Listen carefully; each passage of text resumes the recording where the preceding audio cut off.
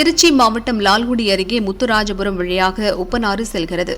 ஆற்றின் குறுக்கே ரூபாய் 6 கோடி மதிப்பில் மேம்பால கட்டுமான பணி நடக்கிறது.